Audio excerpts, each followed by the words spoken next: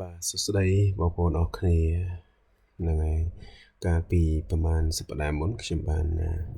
វិភាគទៅលើទីផ្សារមាសរយៈពេល9ឆ្នាំមិនវិភាគអីទេគ្រាន់តែយើងមើលលំនាំនឹង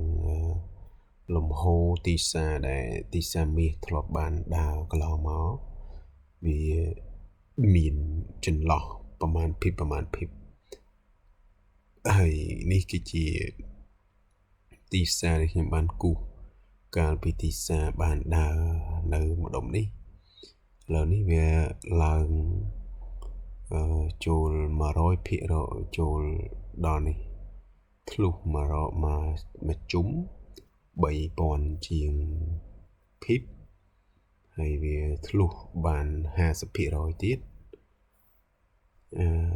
បាន 6000 ភិបចាប់ពីប្រហែលអាទិត្យមុនរហូតមកដល់នេះវាចូល 7000 ភិបអញ្ចឹងមានន័យថាការកើនពីតម្លៃមួយនេះនឹង28.6ជាងនេះ28ហើយ26នេះរហូតទៅដល់443.81វាខ្ពស់ប្រវត្តិសាស្ត្រវាចូល15000 ជាងភិបវាច្រើនមែនតើឥឡូវយើងចូលទៅមើលទីផ្សារមាសមើលថា30នាទី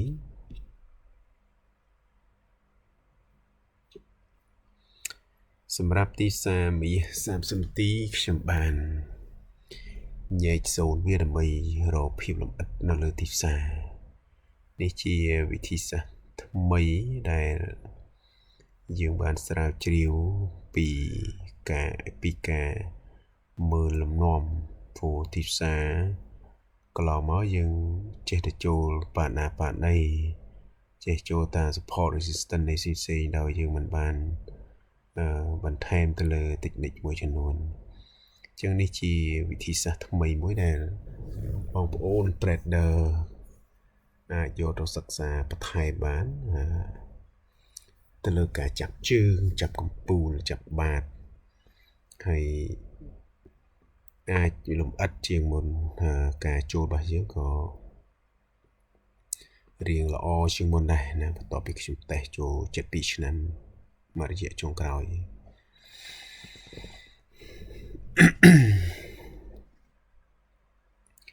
ទីផ្សារនេះខ្ញុំបានបែងចែកទៅជា1 2 3 4 zone បាទទីផ្សារនៅក្នុងzoneនេះខ្ញុំដាក់វែងគេទៅចុះទីផ្សារក្នុង zone មួយនេះជា zone សំខាន់1 2 3ចឹងទីផ្សារក្នុង zone ទាំង3នេះជាតំបន់ដែលយើងគួរពិចារណាលេង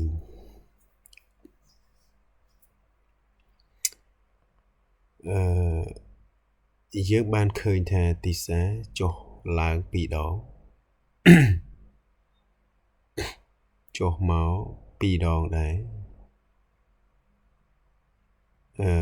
ចុះ2ដង support 1បានទម្លុះដាច់ជោគជ័យមែនតើឡើយនេះវាអត់តន់ចង់ដាច់ទេវាអាចត្រូវឡើងទៅថែមមួយជុំទៀតតែយើងបានឆែកមើលទៅឃើញថាតម្លៃវាដាច់ទី1ធ្លាក់មកដល់កន្លែងនេះវាអត់មានឱកាសឡើងបាទតែដល់នេះវាអត់មានឱកាសឡើងដើម្បីរក support មួយខ្លះជា resistance វិញវាបានប៉ះជាមួយនឹង support នៃ support ដេកវាប៉ះជាមួយនឹង support វាខ្លាចទៅជា resistance ដេកវិញនៅក្នុងទីផ្សារតំបន់នេះខ្ញុំបានចូលច្រើនដែរបាទខ្ញុំបានចូលច្រើនដែរប៉ុន្តែយក TP បានក្នុងរង្វង់បាតមួយកំណាត់នេះគឺយើងអត់បានយកទេយើងបានចូលប្លុក zone មួយនេះ ហើយយើងបានចេញនៅម្លុកនេះមែនតែនទៅនេះជាយុទ្ធសាស្ត្រខ្ញុំត្រេតរាប់រយឆ្នាំមកហើយមានន័យថាវាជាតិចមួយដែលយើងមិនដែលរំលងទេនេះជាឱកាសយើងនិយាយពីសាច់វិញគេថាដល់កន្លែងលេខទឹកមាត់ហើយអញ្ចឹងយើងបានទង490ជាងភីបបាទប៉ុន្តែដល់ពេលវាធ្លុះដាច់មកខាងក្រោមនេះយើងអត់បានចូលទេយើងអត់ហ៊ានយកណាដោយសារវាអត់ចូលនៅក្នុងការកំណត់វិភាគទីផ្សាររបស់យើងបាទអញ្ចឹងឥឡូវនេះទីផ្សារយើងគឺកំពុងតែបានចុះមកក្រោមប៉ះម្ដងវាបុកដាច់ support ទី2ណាឡើយទី1ដាច់ហើយទី2ដាច់ហើយទី1ដាច់ទី2ដាច់នៅសល់តែទី3មួយទេអញ្ចឹងមាសនេះយើងមើលតាមប្រវត្តិសាស្ត្រដែលយើងបានឆែកតាំងពីក្រោយមកយើងអត់ទាន់ឃើញកន្លែងណាដាច់ទេតាក់ទងមួយទីផ្សារ30នាទីបើសិនជាយើងមើលទីផ្សារមួយថ្ងៃគឺវានៅឆ្ងាយនៅឡើយបាទនៅឆ្ងាយនៅឡើយមានន័យថាវាអត់ទាន់បានទម្លាក់បាទទេវានៅតែស្ទុយឡើងទៅលើដូចយន្តហោះអញ្ចឹងណាដូចយន្តហោះអញ្ចឹងប៉ុន្តែវាមានកម្លាំងចុះជាងណាកម្លាំងចុះជាងទីផ្សារក្នុងរយៈពេល3ឆ្នាំចុងក្រោយនេះយើងមើលទៅកម្លាំងនៅទីផ្សារនៅថ្ងៃនេះនៅថ្ងៃទី21នៅថ្ងៃទី21ខែ10នេះឬក៏22ខែ10នេះ2ថ្ងៃ21 22នេះគឺទីផ្សាររបស់យើងបានចុះខ្លាំងជាងទីផ្សារប្រវត្តិសាស្ត្រដែរណាចឹងយើងឃើញថាដង្ហើមទីផ្សារមានសន្ទុះចុះបាទមានសន្ទុះចុះយោងតាមសេដ្ឋកិច្ចពិភពលោកតាម fundamental ដែលជាព័ត៌មានអាមេរិកតាក់ទងជាមួយនឹងកិច្ចព្រមព្រៀងតាក់ទងជាមួយអត្រាការប្រាក់អីផ្សេងជាដើមយើងឃើញថាធ្វើឲ្យមាសមានការចុះថ្លៃជាគំហុកវិញអញ្ចឹងសរុបជារួមទៅក្នុងនាមយើងជា trader យើងធ្វើយ៉ាងម៉េចឥឡូវនេះទីផ្សារណាអញ្ចឹងអ្វីដែលបងប្អូនអាចប្រើភាពអត់ធ្មត់ដូចដែលខ្ញុំបាននិយាយកន្លងមករាប់សិបឆ្នាំមកអញ្ចឹងថាភាពអត់ធ្មត់គឺជាអាវុធជាថ្នាំទិព្វភាពអត់ធ្មត់ជាថ្នាំទិព្វអញ្ចឹងយើងមើលកម្លាំងវាណាឃើញកម្លាំងវាបាទវានៅទីនេះដែលជាតម្លៃពិតគឺនៅខ្ពស់មានថាតម្លៃពិតរបស់ទីផ្សារបច្ចុប្បន្នគឺមានលំនាំចុះបាទចឹងអ្វីដែលបងប្អូនអត់ធ្មត់ហ្នឹងគឺយើងរងចាំទីផ្សារ sell ហើយព្រោះនេះមែនតើទៅទីផ្សារបាយវាមានរីកខ្ពស់ដែរបើបងប្អូនចង់បាយគឺអាចបាយបានប៉ុន្តែខ្ញុំលើកទឹកចិត្តឲ្យបាយខ្លីពីមុនទីផ្សារពីមុនមកខ្ញុំឲ្យបាយវែង sell ខ្លីវិញតែឥឡូវនេះយើងលើកទឹកចិត្តឲ្យបាយខ្លីវិញហើយយើងមូលហេតុដែលឲ្យបាយខ្លីដោយសារតែទីផ្សារយើងមើលមានទីផ្សារតម្លៃប្រវត្តិសាស្ត្រខ្ពស់2នេះសកត់ទីផ្សាររបស់យើងឲ្យទម្លាក់ជើងយ៉ាងវែងទីផ្សារបុកយ៉ាងវែងចឹងបើសិនជាបងប្អូននៅរក្សាបាយ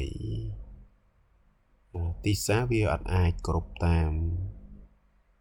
trend បុកទៅ support resistance ខាងលើនេះ 100% ទេហើយជាពិសេសគឺត្រូវស្អែកនេះគឺព័ត៌មាន non farm ទៀតណា non farm ដើមខែថ្ងៃសុក្រថ្ងៃសុក្រស្អែកតំផាត់ថ្ងៃសុក្រនេះគឺមានព័ត៌មាន non farm ថ្ងៃសុក្រនេះ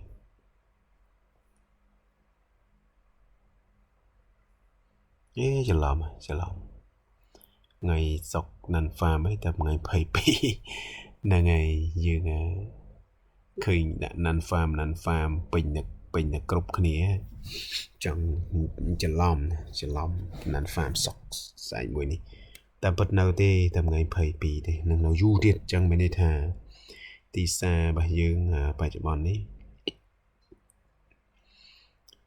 បើយើងចូលបាយភាគរយរបស់យើងក៏មិនជាហានិភ័យខ្ពស់ប្រហែលដែរមានគ្រាន់ថាអ្វីដែលយើងបារម្ភនោះគឺយើងលេងបច្ចេកណាតែសន្ទុះរបស់យើងអាចបានខ្ពស់គួរសមដែរក្នុងរង្វល់77លេខឯដែរណា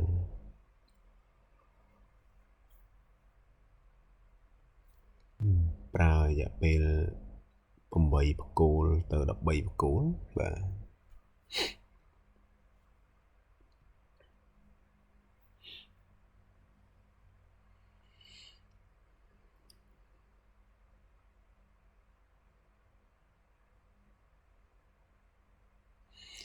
ចឹងអ្វីដែលយើង